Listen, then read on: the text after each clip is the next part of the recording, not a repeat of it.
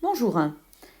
Dans cette vidéo, on va définir les rapports trigonométriques que tu dois connaître en classe de 3e. On a vu dans une activité précédente que pour une même famille de triangles rectangles, c'est-à-dire une famille où les triangles ont tous les mêmes angles, eh bien, il existait un rapport de proportionnalité entre l'hypoténuse et le côté adjacent. Et ce rapport, lui a même donné un nom, on l'a appelé le cosinus.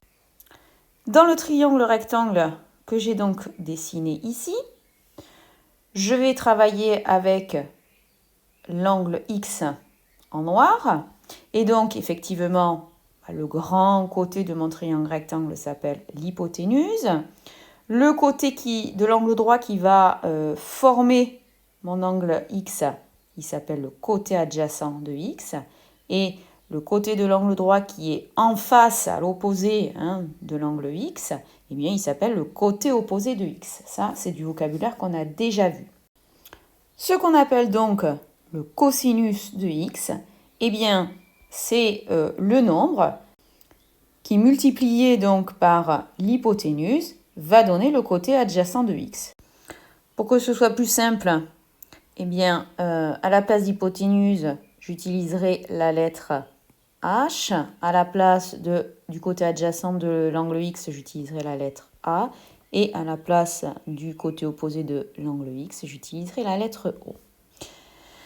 Alors, donc, nous on a dit que ce fameux cosinus X, c'était donc le nombre qui, en multipliant par l'hypoténuse, me permettait de trouver l'adjacent. On peut donc écrire que cosinus X, c'est le rapport qu'il y a donc entre l'adjacent de X et l'hypoténuse.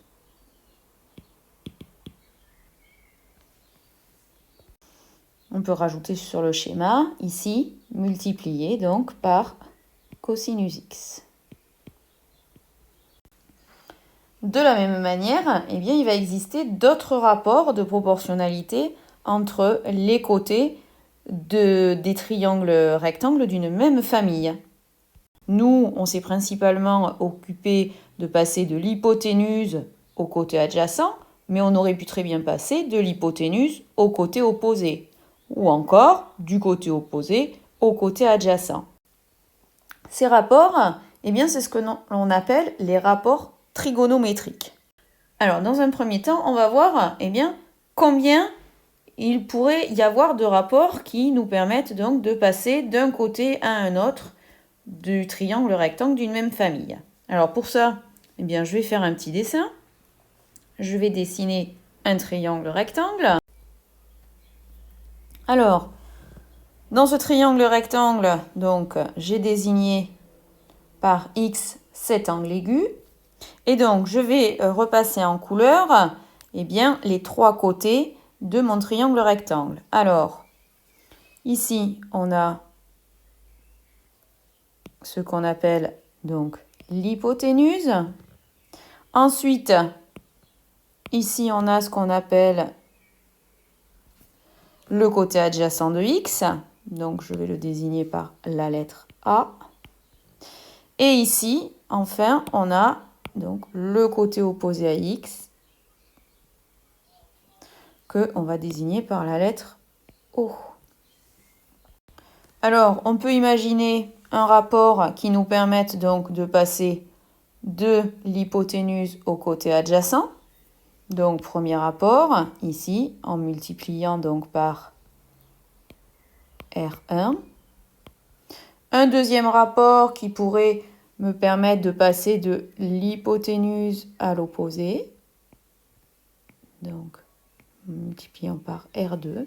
Et un dernier rapport qui pourrait ici me permettre de passer de l'adjacent à l'opposé en multipliant donc par R3. Alors évidemment, mes flèches, j'aurais pu les faire dans l'autre sens.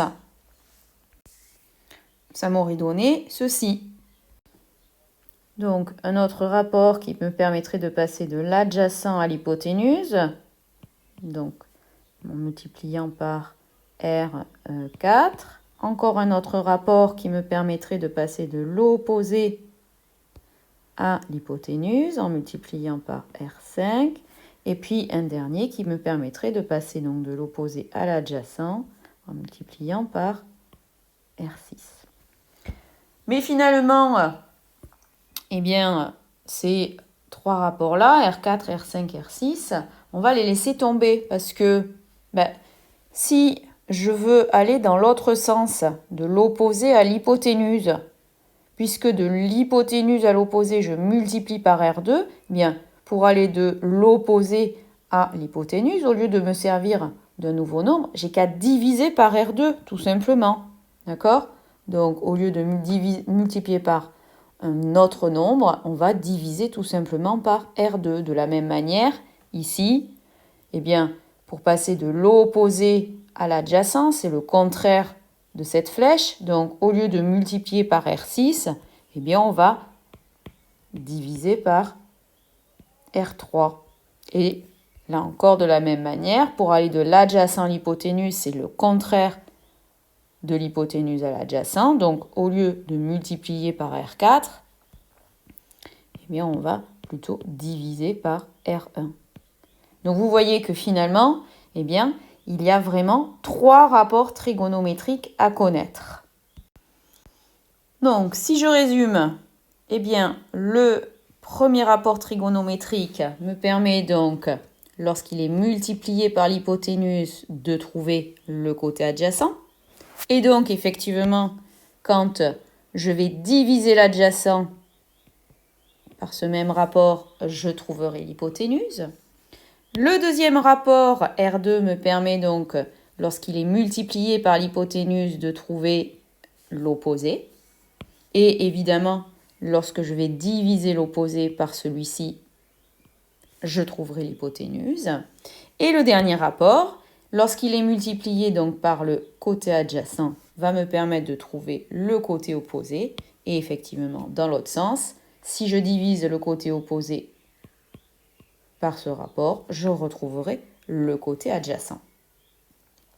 Si vous regardez bien, eh bien, ce premier rapport, R1, on le connaît déjà, on l'a défini au début de la vidéo. C'est ce qu'on appelle eh bien, le cosinus de l'angle X. C'est le rapport qui permet donc de calculer le côté adjacent à partir de l'hypoténuse. Ce rapport R1, le cosinus donc de l'angle X, on va le noter avec les trois premières lettres du mot cosinus. On va donc écrire cos X égale, donc, ça on l'a déjà vu, adjacent de l'angle X sur hypoténuse.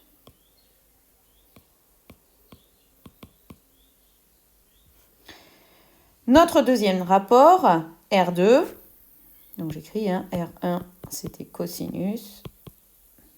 R2 va s'appeler le sinus de l'angle X. Donc là encore, on va utiliser les trois premières lettres. Sinus de X. Qu'est-ce que c'est? Eh bien, c'est donc le rapport qui me permet de calculer l'opposé, d'accord, à partir de l'hypoténuse. Donc, je vais pouvoir écrire que c'est le rapport qu'il y a entre l'opposé de l'angle X et l'hypoténuse.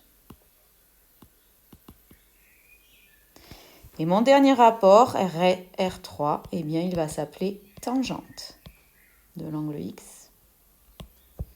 Je vais toujours pareil le noter avec les trois premières lettres. Il va me permettre donc de calculer l'opposé lorsque je vais connaître le côté adjacent. Et donc, je vais écrire qu'il est égal à l'opposé de X sur l'adjacent de X.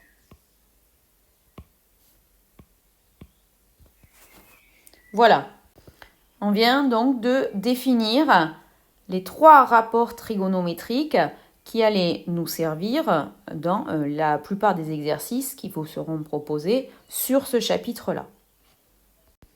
Dans une prochaine activité, eh bien, on verra comment on va se servir de ces 3 rapports trigonométriques dans les exercices. Cette vidéo est terminée, je te dis à bientôt.